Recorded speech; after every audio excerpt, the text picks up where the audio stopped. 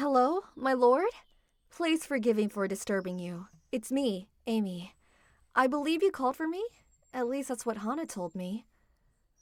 Whatever task you have for me, I will gladly see it through, whether it be cooking or cleaning or killing. Oh, there's no need to apologize to me, my lord. Don't worry about the time. You can call for me as late as you want, any time at all, even if it's as late as it is right now. Even if you were to wake me up while I was having sweet dreams, my sweetest and only dream is to serve you. And even if I were to give every part of myself to you, down to my very life and soul, it would not be enough to repay your divine grace. You're the god of this shrine. It is due to your mere presence on this island that the crops grow and the rivers flow. Without you, the soil would be barren and the land dry. But sorry, I assume you didn't call me here just to have me praise and worship you. But if you did, I will definitely do so. It comes naturally to me after all. In fact, it's what I was doing right before you called me. So, what did you call me here for, my lord? How may I serve you? Well, what's there to know about little old me? I'm just an irrelevant, boring fox girl. The only interesting thing about me is I have the great honor of being the servant to the most wonderful and esteemed god in the entire universe. That, of course, being you, my lord.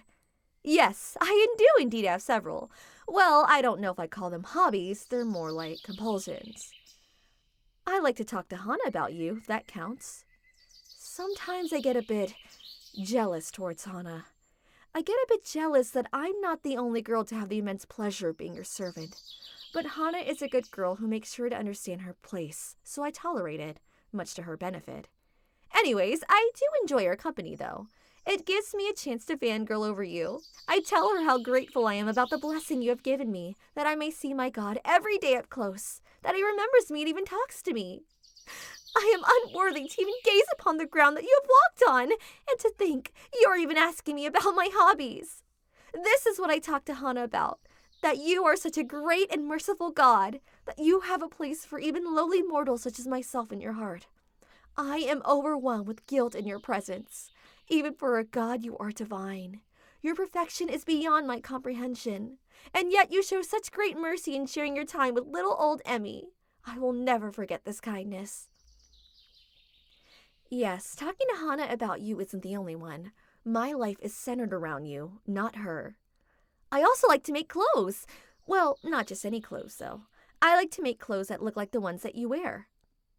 I hope you won't be angry with me, my lord, but I make copies of the kinds of clothes you wear, and I pretend that they are truly yours.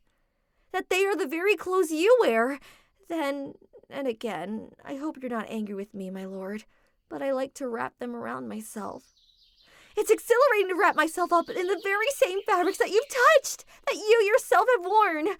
Or at least, that's what my pretend fantasy is. But don't worry, I never do it with your actual clothes. I could never soil them in such a way. That would be awful. I never do anything weird to your clothes when I'm cleaning them or handling them in any way. I always take extra care to thoroughly avoid inconveniencing you. Let's see. What else do I do as a hobby? Well, I like to keep myself presentable to you, my lord. Or at least as presentable as a lowly mortal fox girl like myself can be. At the very least, I should try. And so that's why I always groom myself so much, especially my tail. Of course you can see my tail, my lord. Here. It's not much to look at, but I would never deny you anything. Even if you asked me for everything, the food I eat, the roof over my head, the clothes off of my back, I would gladly give it to you, even my very life. You are the only being in this world that has the right to live. For everyone else, life is a privilege. You should have everything you want. Everything in this world exists for you, my lord, and that includes me. I'm just another thing to be yours if you wish it. But, if I may be so bold, what do you think of my tail, my lord? Hana told me many times it's my most beloved feature, but I don't think it would impress the supreme god such as yourself.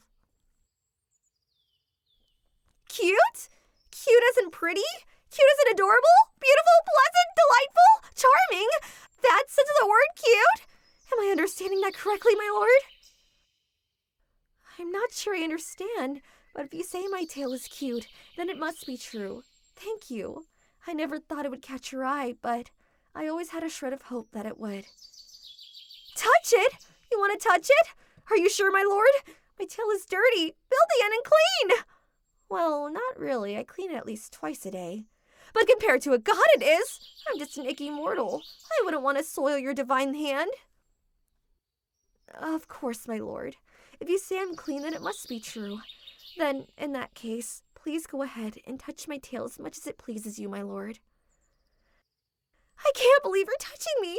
I feel your hand as I speak, but I still can't believe it. I always thought that I'm unworthy of your touch. I still believe that with all my heart. But to think that you, the most esteemed and cherished god, are actually touching me. It's intoxicating. Nothing could get me drunker. I am beyond blessed. How many girls can boast they were touched by a god, especially by you? I'm unworthy, but I'm incredibly grateful, my lord. I have always wanted to be as close as possible to you, as close as you would tolerate through your vast mercy. Would it insult you that if I said I dreamt of this moment? Would you find that weird? That I had yearned with all my heart that one day the one I worship might finally touch me? And what if I said that I had also dreamt of more? Would that insult you, my lord? If you say so. I'm glad I didn't offend you. How do you feel, my lord? Does your hand feel okay? Are you disgusted by touching me?